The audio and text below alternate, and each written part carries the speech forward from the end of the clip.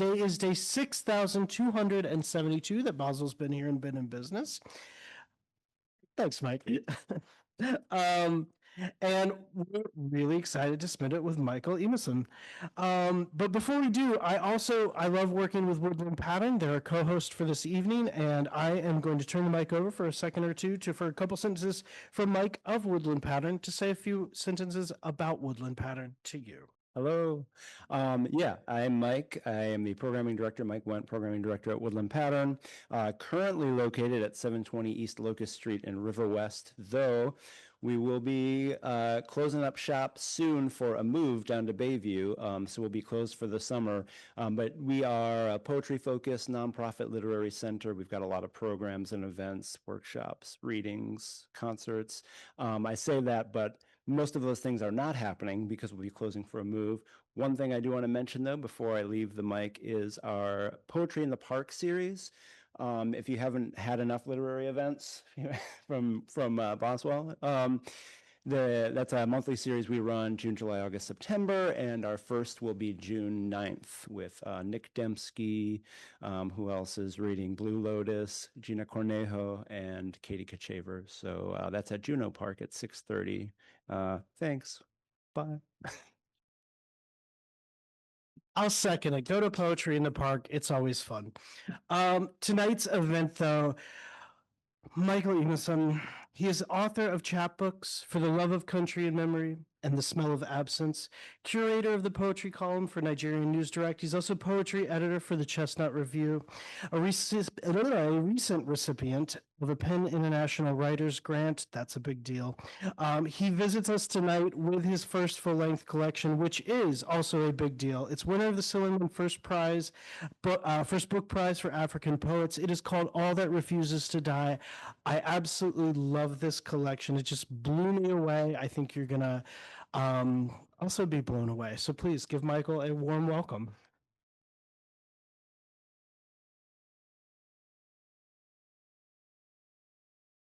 Hello, everyone. Thank you all for coming. And Chris, thank you for the generous introduction. So I will be reading today from both my collections, All That Refuses to Die, which just recently got published, January 2026, and The Smell of Absence, my chapbook, also published December 2025. I'll be reading the first poem in the collection, but before I begin, Milwaukee is a very sentimental city to me because when I first arrived US, I was delayed at the Chicago airport for 45 minutes. I was sniffed, I was checked, I was for 45 minutes. So I missed my flight to Madison, where I was supposed to arrive at. I was with no money. And so I called my friend. I was like, I'm stranded in Chicago. And she was like, ask them where the next city around Madison is so you can get there, reschedule your flight there. Since there was no flight for Madison, you can reschedule your flight there and then I can Uber you from there to Madison. And so I asked them, they were like, we're in Chicago, we don't really know much about Wisconsin. And that my virtual reading for this book was hosted by Woodland in Milwaukee, and Milwaukee is close to Madison. So I was like, yeah, we call Milwaukee, and she checked the flight schedule, and there was a flight available from Milwaukee, from Chicago to Milwaukee, 45 minutes from that time. So she rescheduled me there, and I first landed in Milwaukee instead of Madison, and I was Ubered from Milwaukee to Madison. So the poem is titled Stories That I Must Open. Fatima, I see how you touch the night as though it has stolen something from you. I have been there once, felt it pull something from the crevices of my joints when, at the checkpoint, the police officer kept searching my pocket as if I hid a country in it. An AK-47 over his shoulder, swinging back and forth. At the airport, the immigration officer waltzed inside my kaftan to see if somehow there was 9/11 embroidered on it. Happiness is a door that opens into sorrow. Even the smile that tiptoed the edge of my lips was a man stranded at the border of a strange town. I called the stars a map, a road, and the sky was set on fire. Whatever joy morning promised is a poem left unfinished, the sun beaming on a small village in Plateau, where the charred burns of burnt girls, becoming one with the sand, have also become stories that I must open.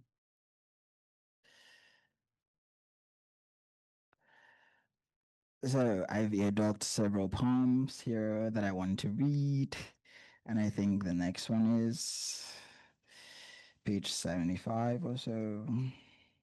Yeah, 74 and 75. It's titled Shame. It begins with the careful rolling of wind, the pouring of dried, shredded leaves into brown paper. You do not smoke, but the girl beside you does. You watch her hands, the precision of her fingers picking out the chaff, tossing it into the sand's open mouth. Tenderness has touched everything here. The sea comes to you offering gifts, seashells made out of God's fallen voice. Above you, flamingos bless the sky with their squawk, and from the water, dolphins dive out as if to say, let us borrow the sun's touch for a moment. Let us feel this sweet summer heat on our skin. You watch all of this. You watch as the girl stems the brown paper with saliva before rolling it, before asking what Africa looks like, showing you videos of lame children dancing in dirty water, their wild giggles piercing the phone's speaker.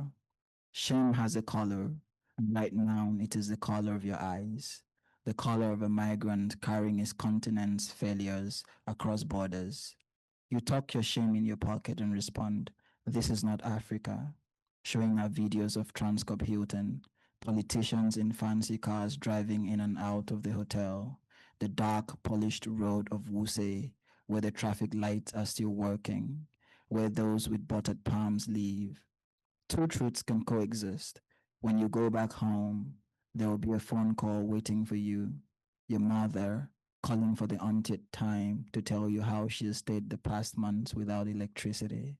You will both laugh at this failure because pain, when doused in laughter, becomes a joke the body can carry without cracking. It is obvious that darkness is a funeral cloth splayed over your fatherland. But right now, sitting beside this stranger, all you can do is give your continent wings.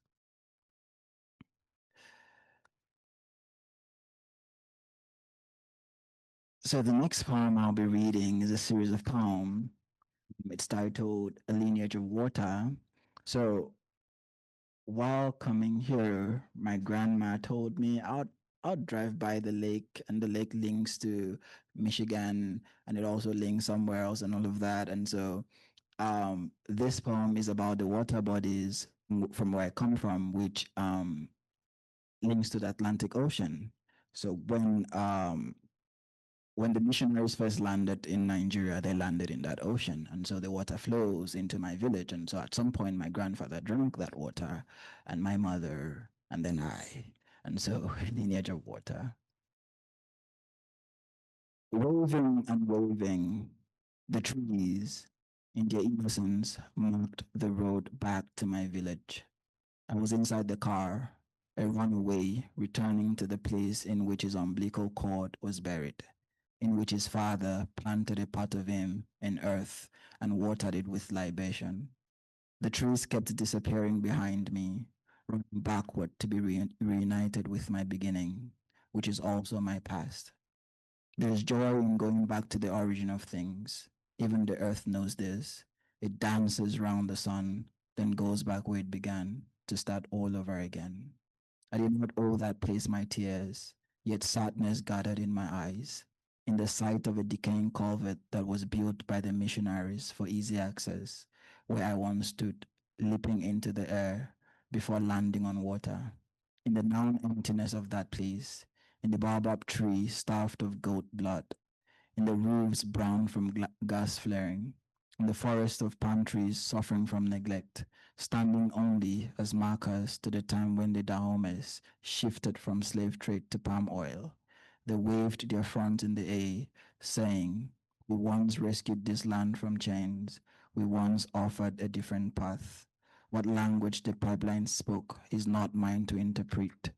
What music the metals carried in their clanging is not mine to transcribe." I stepped out of the car. I scooped brown earth into my palm. No beauty lived in it, only the smell of crude oil, only the smell of ruin. Naked, I walked along a Tabon road. I stopped on the bridge built over a Swene River. Below, canoes rested gently on water, as if to say, "We were made for this purpose, and for this purpose we shall stay." Some distance from me, a park, and in it was the tremor of journey, cars moving in and out, carrying with them stories of cities beyond my eyes.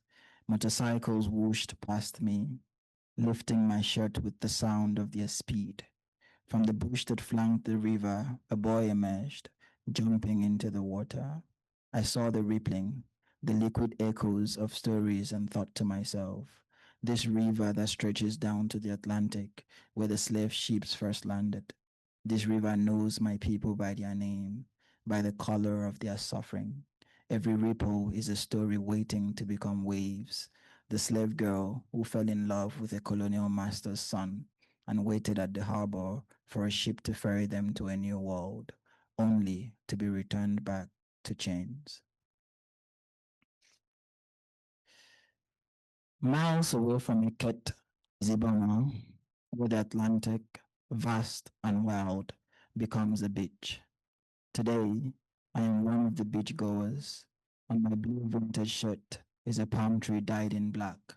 I walk along the shores, close to the coming and going of water, the frothing, the swallowing and puking of seashells. In front of me are footprints left on the sands by other beachgoers.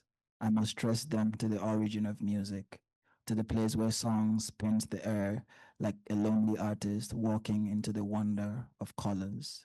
What tenderness awaits my eyes, what grace tiptoes into my ears.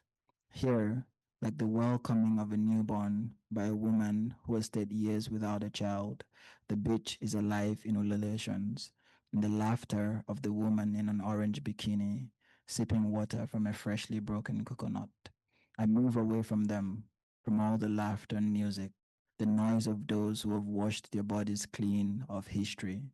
Behind the beach is a small village, shanties inhabited by indigents.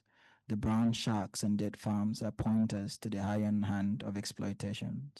Nothing has really changed. Not this folk's freedom, not the performed happiness, not the newness of a platform where a helicopter waits to lift a heavily guarded white man to an oil rig far inside the ocean. Sitting at a riverbank in Ona, my mother tells me of the sea and its language, how her father, now dead, rode every wave like a horse.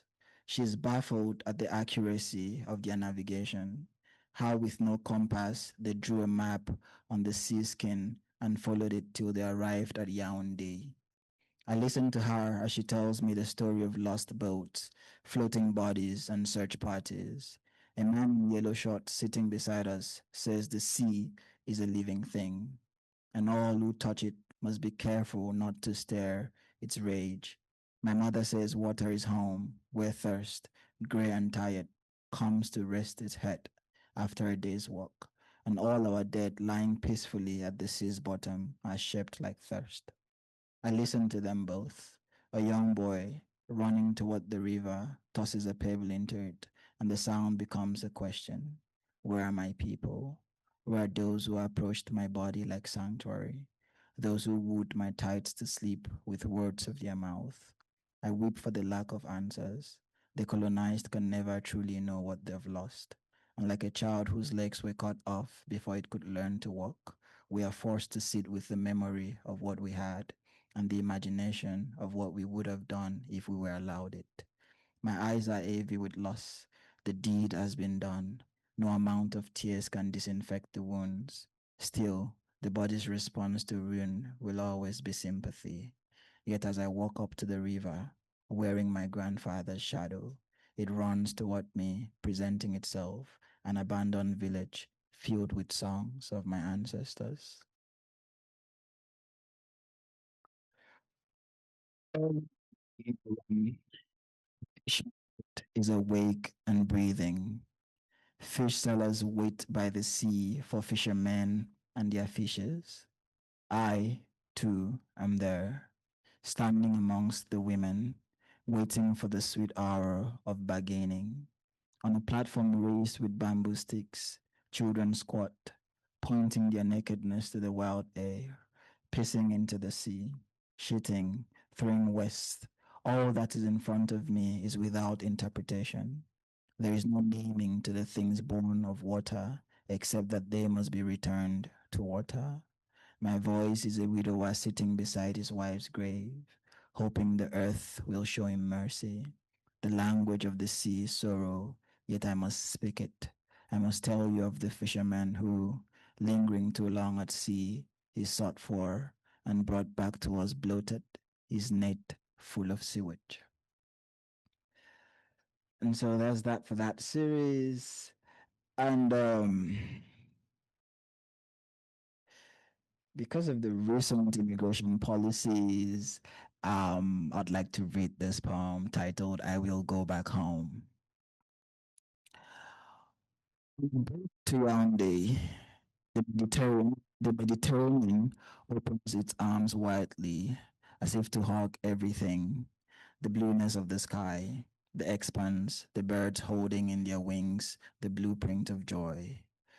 A newborn storm is here, and the birds, before flying back to the safety of invisible trees and nests, map the sky with their feathers, a way to say, we know there is a storm coming, but when it is gone, we want to know our way back here, back to the softness of clouds.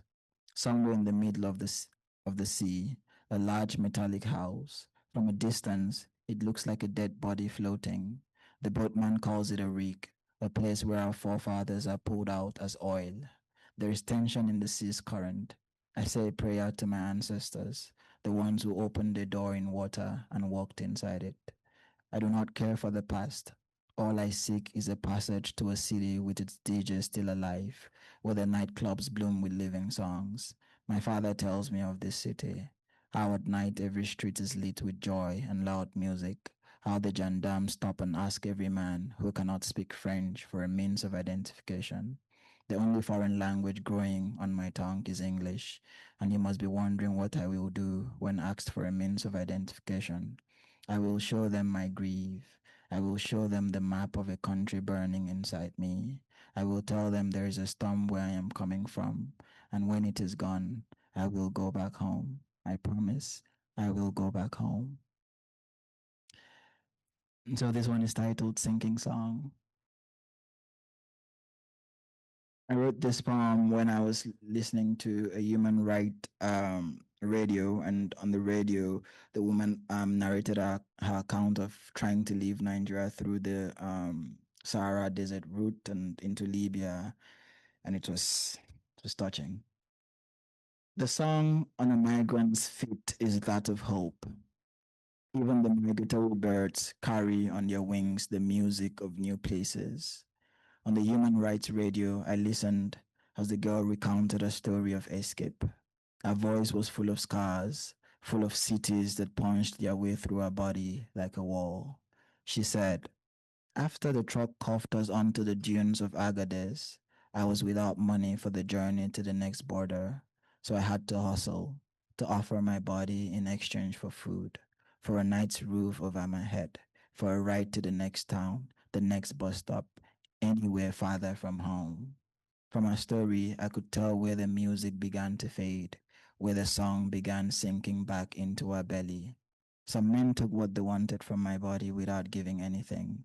Some spat on me after taking, even the police officers at the border town. Some men were kind enough to not take anything. I was helpless, but I did not want to go back. I did not want to go back. She kept saying between sobs, between the intermittent static of the radio. Why would a person choose the hostility of the road over home if home is not a garden of guillotines? I kept listening until my ears could no longer shoulder sorrow. I kept listening, hoping my story would be different.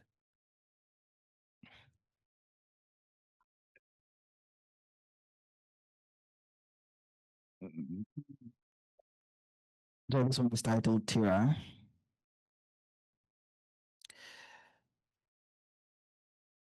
It begins with a quote from Maggie Smith. We say that's how the world works, as if the world works. In the end, there was nothing, just the precious stones of Uganda scattered across hectares of suffering. The illegal gold mines in Tira stacked like bad odds against widowed women and underage children. I walked through the mines, accompanied by photographers, taking pictures, freezing suffering inside cameras like fishes trapped in ice. How far does this sorrow stretch? Where does it end? In what universe is the light placed at the entrance of the tunnel? Point me to it. Point me toward tenderness, I kept screaming. Yet I was pointed to the girl in tattered clothes, who stooped like surrender before a ditch, whose hands, sifting the precious mineral from mud, sang the song of a child left to fend for herself. I want to be in school. I want to sit inside the mouth of knowledge and sing. Survival led me here. Survival left me here, she said, the void in her voice more palpable than touch. Somewhere in a country across the sea, where there are tall buildings made of glass and another people's tears, a woman will walk into a jewelry store demanding for this girl's sweat, draping it over her neck, staring into a mirror in search for beauty. There is no explanation to this. The world works the way it does not work. I walked out of the mine, holding in my eyes the sight of a girl carrying the heft of the world on her back, wishing only for the noise of a school bell. And so to change the theme, I would read here and maybe I would go back to here. Um, Again, I would read the first poem in this collection. Recently, I had to answer an interview question, and the interviewer asked me, why did you choose to use I? Why did you choose to begin the collection with I? And I was like, the answer is right there. So the poem is titled How I Choose to Begin the Story. I begin the story with I because it is more about me than the scars sutured to the center of my dream. More about me than the sky pouring its blue self on our roof, slithering through the flare-rusted zinc into our home. It is Monday morning and she is dressing me for school. From the broken table, a documentary comes on the old grey television. I do not watch it. Instead, I follow her hands as she straightens my uniform, cups my face in her palms and says, "You look like your father." There's a garden burning in the honey of her eyes. I am both wound and scar, proof of my father cutting through a flowered dream. If time heals all wounds, what will it do to me? She tucks my shirt in, pats me on the back, says, "Do not be like him." The fan, strapped to the ceiling, fatigued, whistles an old tune. I do not understand, but I hold her words in my hands, and like salt, I sprinkle them along the stairs where I will step into my future.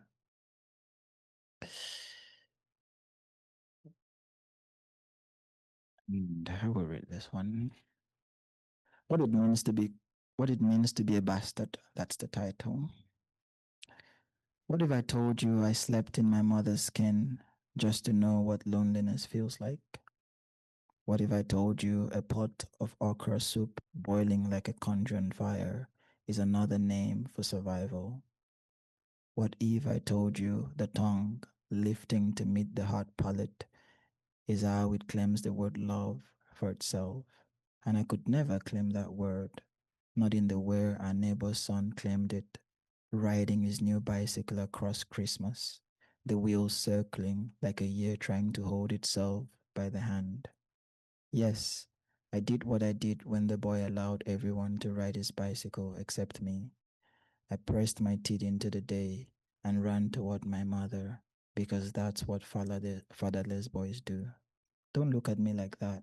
What would you have done if you were in my shoes? I did not have a shoe. I walked barefoot to school, my heels scraped clean by the summer heated tar. And so this is titled No Light at the End of the Story, Only a Question. You came back for me somber, with regret on your lips, whiskey on your breath, and a woman by your side. I do not know what to say. A man leaves his unborn child and runs toward the dark, leaves the mother with her tummy protruding until loneliness calcifies, becomes a shelter, a roof above their heads. The story will always be sad, whatever version I tell, the one where you leave or the one where you return. And each time, I want to have the music so loud it bleaches the pain. I was 9 when you came back, not for my mother, but for me. You cut yourself open, and I saw my face running in your blood. You said, see, blood does not flow the way of water. Blood will always come back for blood. The air lifted the smudge of white softness off my eyes, and I saw both of us, the air and I, curled over a question mark, like this. See? And so, because this collection is shaped like a novel story, when the editor accepted it, he was like, this is shaped like a novel, and so we are not going to touch most of the poems here because they interact with each other. I always like to read it in a stretch without breaking it with stories, introductions, and so. On the Night the Moon Sank is the title for this one. On my way to school, inside my now father's car, he turned to me and said, son, a man is a pocket full of mistakes, his breath clear as water. I do not know why I am telling you this. Maybe because the windshields were all up and the AC spat a florid winter through lavender freshened vents, or because I held his voice in my palm and it felt like regret, felt like a man kneeling inside his own wound. At the end of school, I came out to see his Benz squatting by the gate, the sun tiptoeing over its black paint. I should have gone home to my mom. Instead, I followed him to his car. I do not know why. Perhaps it was summer, and all I wanted was to feel the winter air crisp over my skin. Perhaps I wanted my own bicycle so badly I would follow any man that claimed me as his own. Or perhaps it did not smell of whiskey, and I wanted to feel his sky blue love tucked neatly into my uniform. We drove to an eatery where we had fried rice that tasted like two lovers licking themselves clean of love. The chicken, a roasted harmattan. When he dropped me off, the sky had darkened. The swallows had begun gifting their wings to the night air. My mother, with face the color of seawater, tore into two. Where have you been? Where was that man when I locked you on my shoulders, searching for a roof to cover our shame? She asked between sobs. I did not know what to say. I dropped my school bag and began crying with her, the moon sinking inside our tears. And so we ate through the thunder. That morning is still caged inside my heart. When the door shivered to a knock, when the landlord, with anger stained face, sculpted into a black shirt, edged along the doorway. It was thunder outside, and I was too young to understand, but I could see it on your face, the sadness ripening like a new day. Forgive me, there is so much story trapped in my teeth. I slept in a bed yesterday, and the sky was still a sky, satin blue spilled on white canvas. I wanted a roof with nothing attached to it, so I walked inside dawn. I have known to touch the world like something with fangs. Forgive me. I know you'd want me to forget. Forgive me. I keep saying forgive me. It was all you said to the landlord before he flung us out in the rain. our backs pressed against the cold mouth of God. I am sorry, you said to me, as if it were your fault, as if our homelessness was a gun you held against my face. The world moved past us. We ate through the thunder to be here. But where is year? I can still feel the rain falling through our new roof.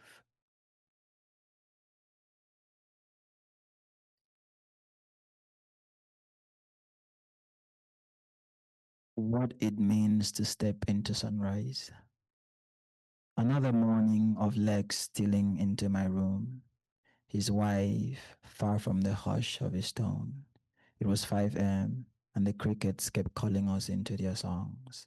I could feel the fear running through him, but I did not know why. I did not know that to love a woman that did not love your son was to walk on a broken palm. Sharp oxymorons spewed on the floor. This is the weight of love carried into the day. This is a story forced out of a new dawn, an entire house coming down on a 13-year-old boy. I let him kiss me on the forehead, the weight of his lips melding on my skin. I cannot recall, but I think he said I love you before squeezing some naira notes into my palm. The room was dark, but our voices, lit like a burning house, brightened its walls. I saw his eyes, two lilies carved out of a dying garden. When he told me he was leaving for 3 weeks, my body woke up in fear. I thought of stepmother's whip landing on my back. I thought of dawn opening into a funeral house, my laughter dressed in black. I thought of the curses, the way my stepmother, twirling in a storm of disgust, would force me open like a jammed door. And after his car drove away, I packed my legs, followed the back door, and ran into the unfurling light. My eyes, a pool of sunrise. I think I'll pause this and read a poem from here. Mm, the search for that poem.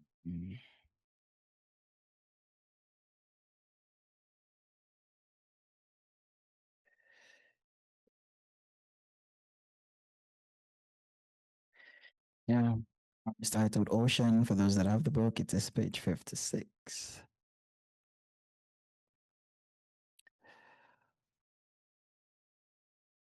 I have to offer you is tears.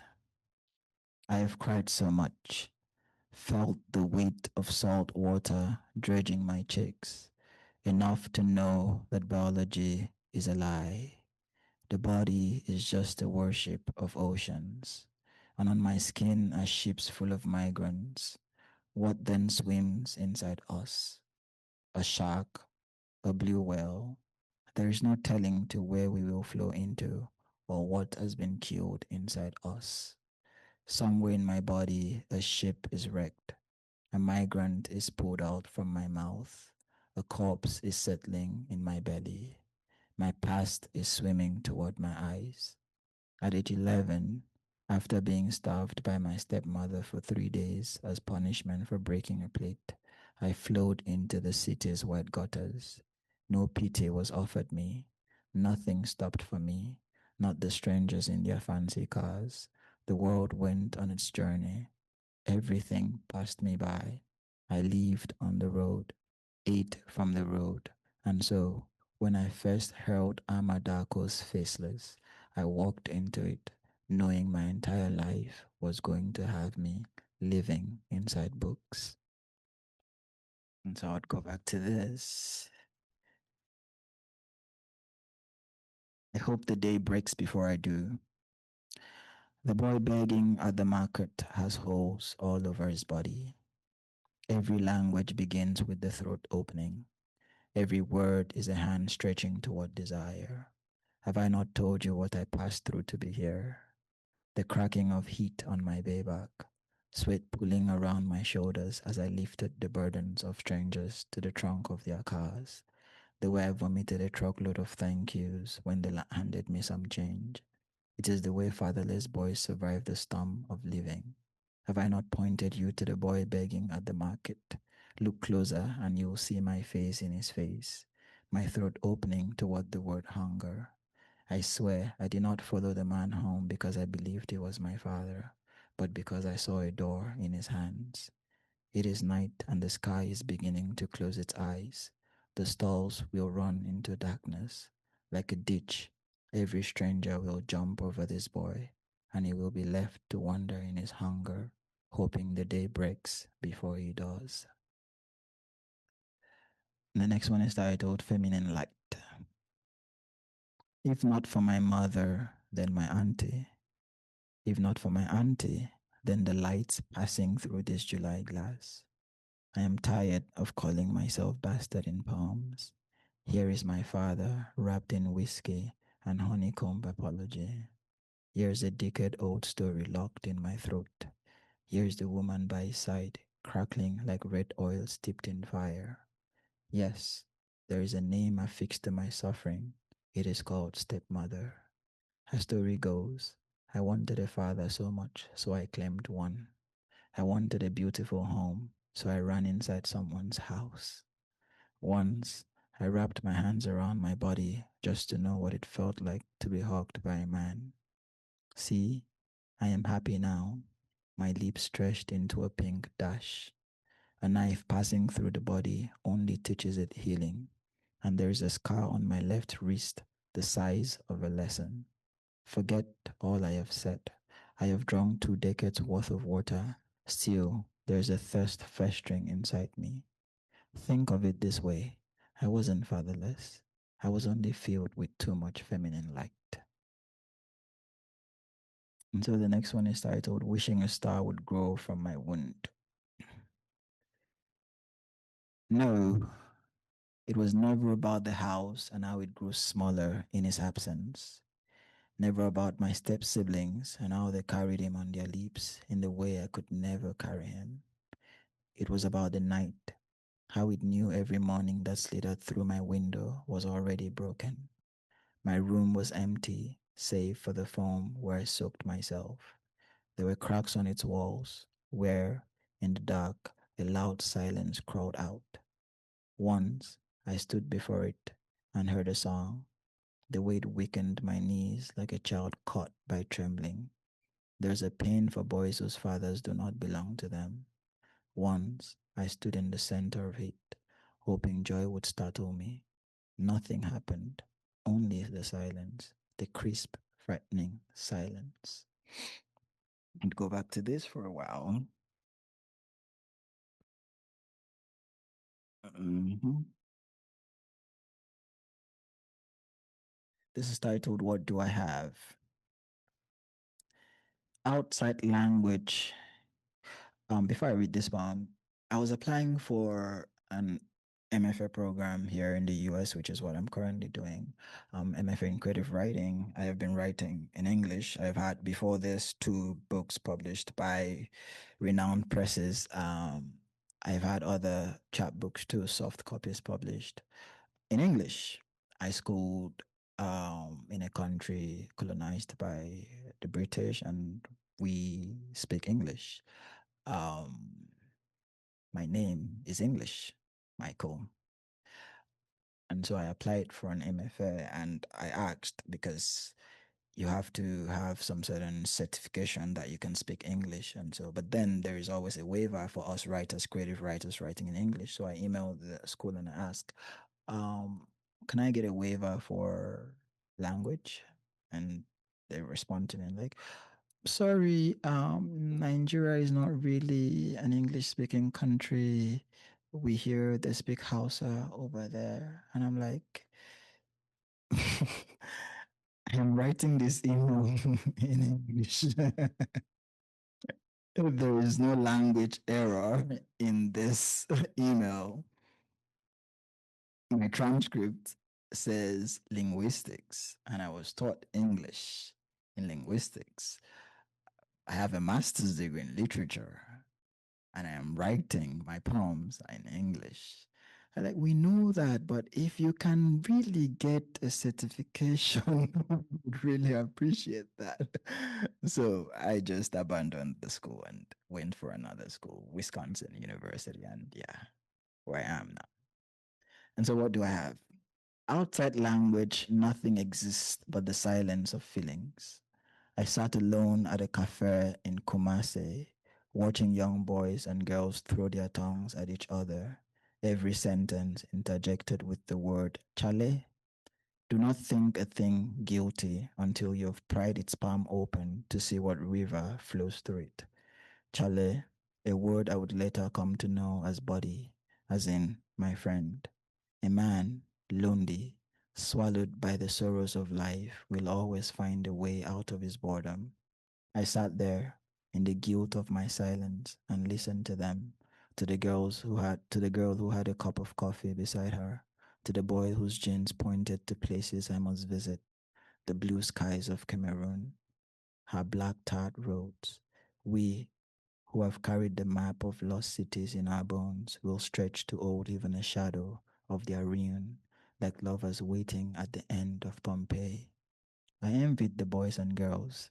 I envied the Twi and Fante tumbling on their tongues like a canoe, which, guided by its river, by its rider, dances Adowa to the rising and lowering of tides. In that cafe, I opened my mouth in search of my tongue, but it was not there. No language I could call mine. Even my name does not belong to me, does not carry in its vein the blood of my ancestors. What would become of me if they came back? If they walked out of water like a diver who, after spending hours in the bottom of the sea, must swim back to the warmth of home? What would they say? Would they be willing to call me their son? To say, we who had been pushed off the cliff of our lives have returned to reclaim it. Come with us. Or would they shoo me with the back of their hand, saying, you have forsaken our ways, you have forsaken our God. Your cloth is an allegiance sworn to the men who desecrated our lands. Your name is blasphemy. We do not know you. Ashamed of myself, I walked out of the cafe. At least they have their tongues, the boys and the girls. At least they have their language. What do I have?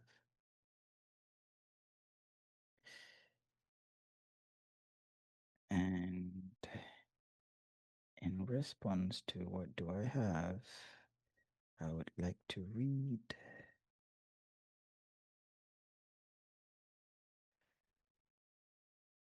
searching for that.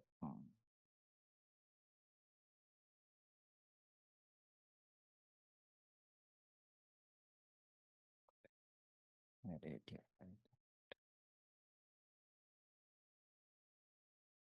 I would like to read Kofa Naisa. So Kofa Naisa is a Hausa word, which means eight gates. And so the story behind this is that when the missionaries attempted invading Kano, the oldest city in Nigeria, in northern Nigeria, the Arabs had already entered the city through the Sahara Desert and had built some sort of um, civilization and gates, about eight gates surrounding the city. It is just like the ancient wall of China. It is one of the largest gates. It is still there till now.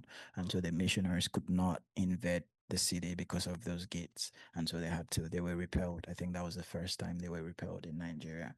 And so that's why the city still has its religion, everything, its practice, its culture till today. And on the 1st of January, I was in Kano, in a city that did not know me, but opened its arms and pulled me into a brown embrace. The world kept moving, carrying with it those who sought beginnings into the newness of the year. Close to the kiosk where I bought masa, a man, full of ancient songs, stamped his feet on the ground and said, history runs through this place. The vibrations you feel are the rattling of bones long forgotten. I do not care for the newness of things. The past is full of wisdom, and those who ignore her will someday sit in her presence, singing the song of sorrow, wishing they'd heed our warnings.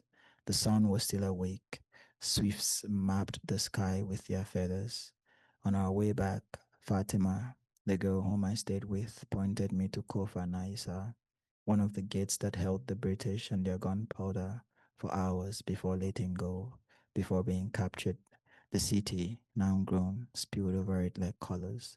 I saw the traders and passerby, ignorant of Saruki Jimasu, the man who laid the first brick 1,000 years ago, thinking, this gate will protect my people.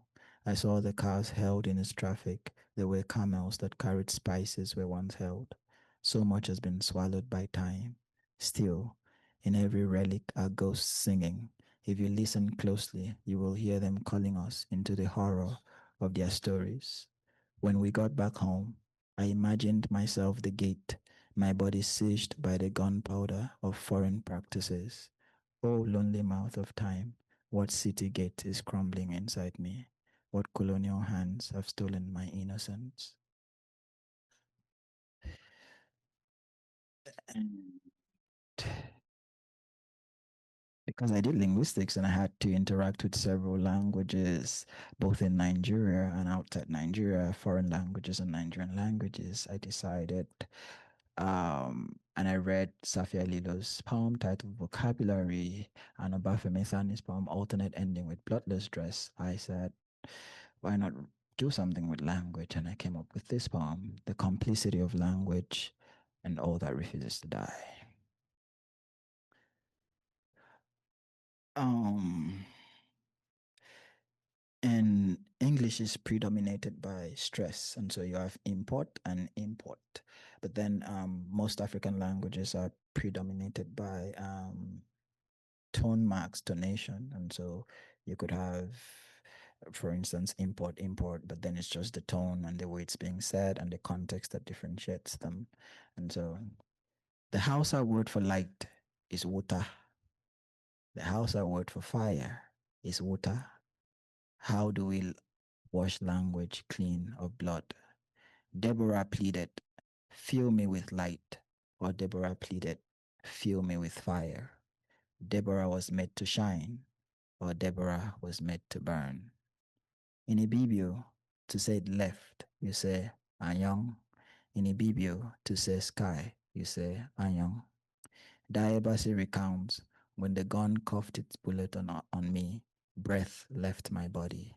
Or Diabasi recounts, when the gun coughed its bullet on me, breath sky my body. Diabasi says she became a ghost. Or Diabasi says she became a bird. The Yoruba word Ogun means inheritance. The Yoruba word Ogun means war.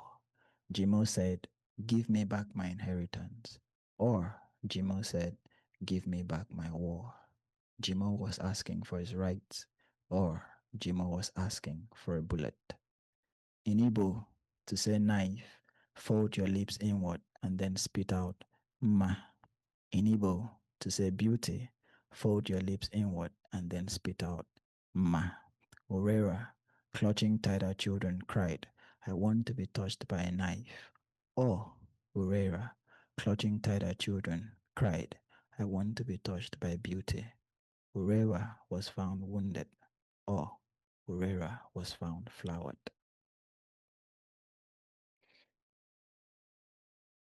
Um, so, because I just came from a poem that mentioned Deborah, I'm going to be reading a poem titled Deborah.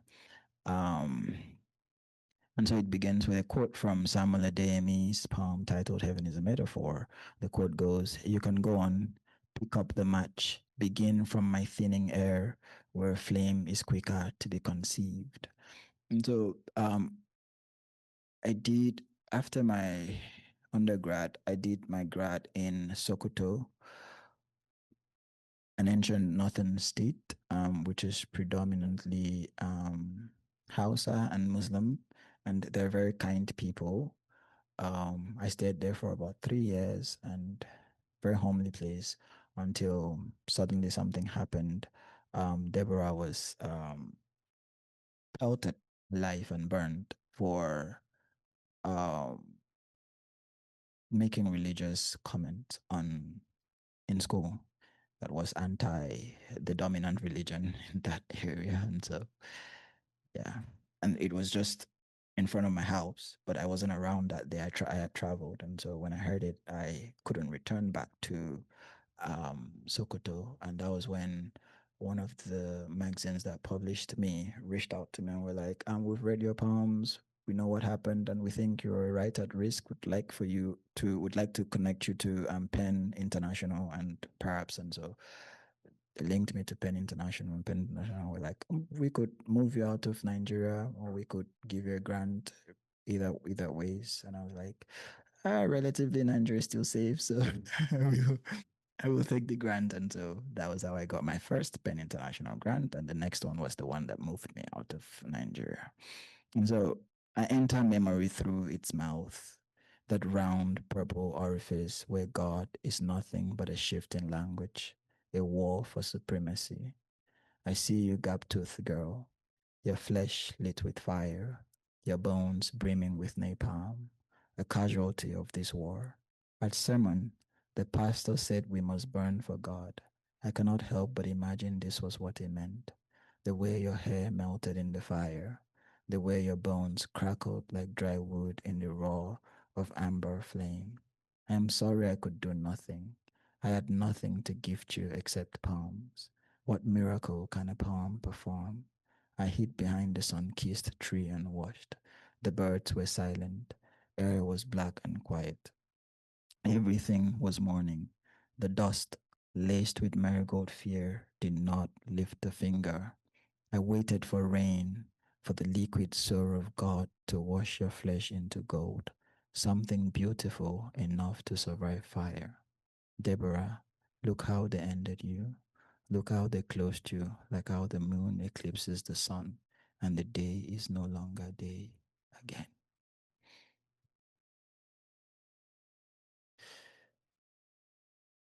Mm-hmm.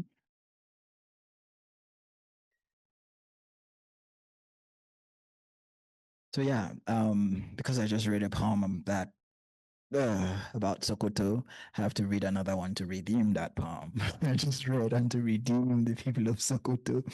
So Softness Lives Here is the title of this poem.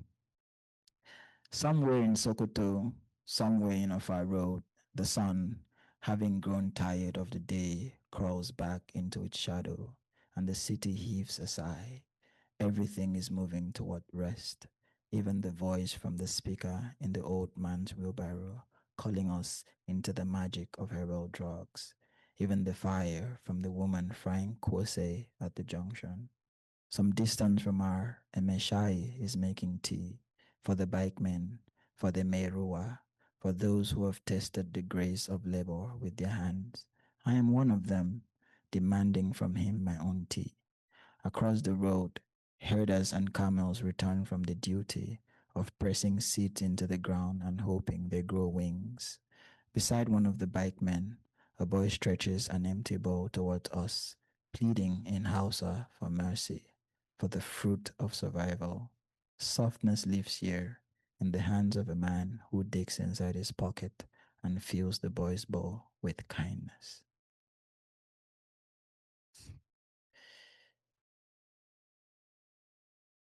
Mm.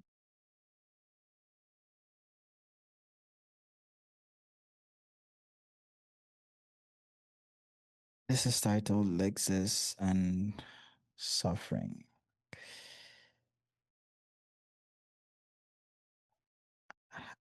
Afternoon has become a thing with teeth, and I have seen a boy carry on his head our collective failure, running after buses slowed down by traffic.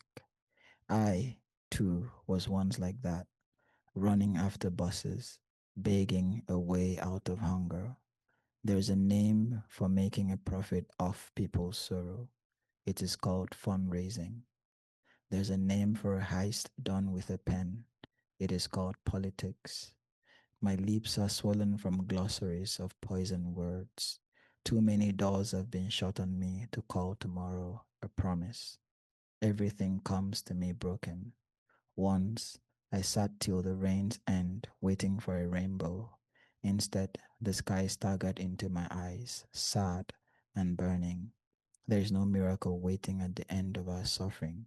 That which will kill us is at the verge of ripening. The NGOs are here again with their cameras, and like they did us, they've asked the kids to come dressed in poverty, hair uncombed, skin the color of hunger. Before they leave, they'll take pictures that have them smiling, stretching some few packs of noodles to the kids, enough to quell a day's hunger. There is a word for this: charity.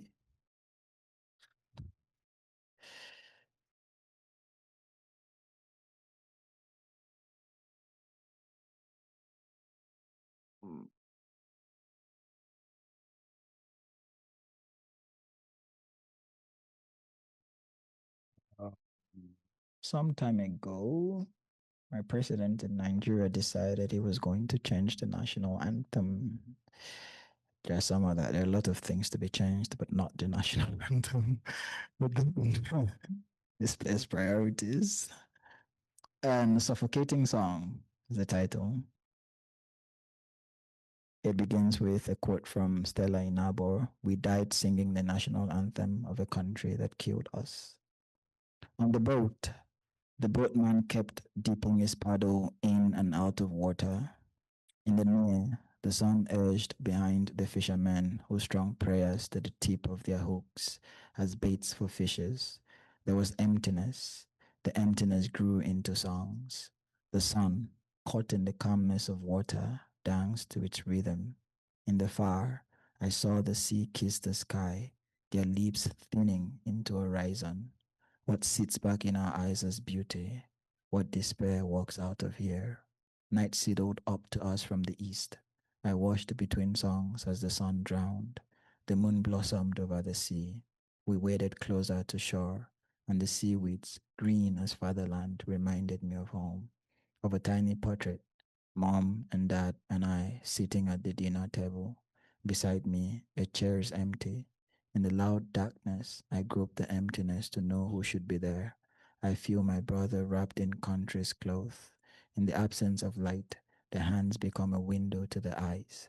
I stretch farther into remembrance to find a hole on his forehead, blackening like a wilting rose. His body solid, cold as a bullet's heart. I pull closer to him, as if to hug him, as if to remake him into liquid, into warm water, into little tenderness. Someone is singing the national anthem. Please beg him to stop. Some songs are suffocating. My foot sours. Father calls to me. The boatman yells my name. Anchored to memory, I have forgotten what the living want from me, what crawls under my vein when the sun is not looking.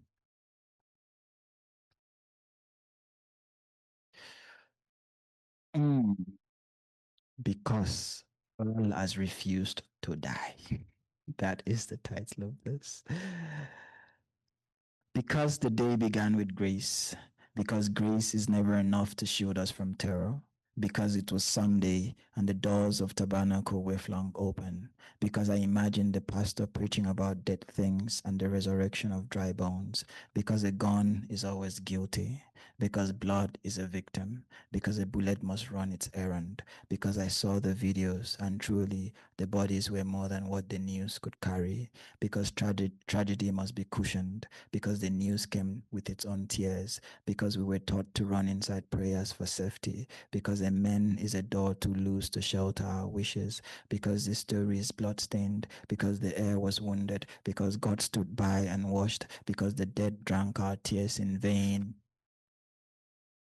because the river kept swelling, because an eyewitness said the child who survived was hidden under a dead mother, because death is not large enough to hold a mother's love from overspilling, because all that is left of worship is what we have lost, because the machete cut through the Bible before reaching the mother, because in God's defense he was too busy rocking a tsunami to sleep, because pity did not offer us listening ears, because sunlight is the only honest thing here, because the day begins with grace, because grace is never enough to shield us from terror, because it is Sunday and the doors of tabernacle have been flung open, because I am going to church, because fear is following behind me.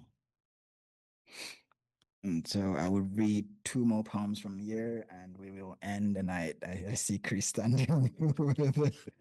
And so I'll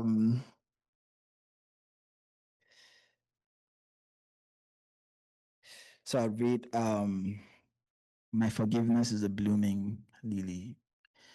Now, the years having stretched me into an animal full of understanding.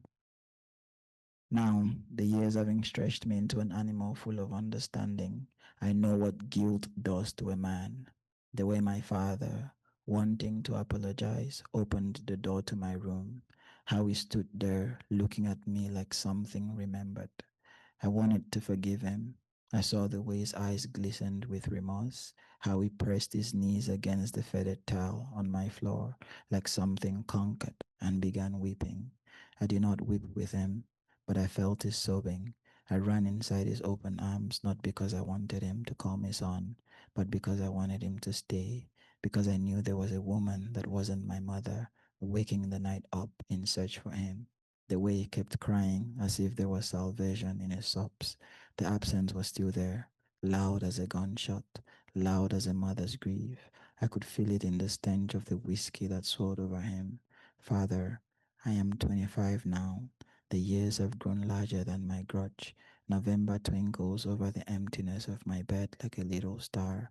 I do not drink. I have tried keeping my hands from touching any girl I do not want to walk into forever with. Yet the woman at the bus station says I look like you, says I look like a man flipping through the years in search of what he had lost. I am standing in front of the mirror now, wiping you off my reflection like tears. I can see your face growing out of mine, how the S in sorry presses against the mouth white marble before opening it into an apology. Here is my forgiveness, white as a blooming lily. So I'll be reading the last poem, which also is the last poem of this collection. It is titled, I Fear I May Hurt Everything I Touch. So this poem originally here begins with 27 years, but I wrote it 2 years ago and now I am 29. So I'll begin with 29 years and I am all by myself. My room, a skin ironed by solitude, is all that wraps its hands around me. Remember the woman at the bus station who said I looked like my father. It's been 4 years now. Still, fear sharpens my body like a knife. Every woman I touch looks like my mother's tears. I do not plan on running into the dark, on wearing disappearance as a skin, but I am scared my father's legs belong to me.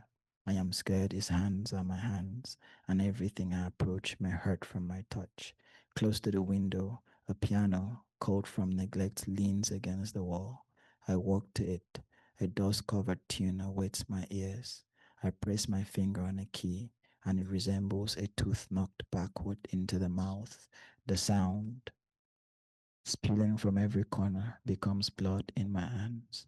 I am sorry. I didn't mean to hurt you, I say. Thank you.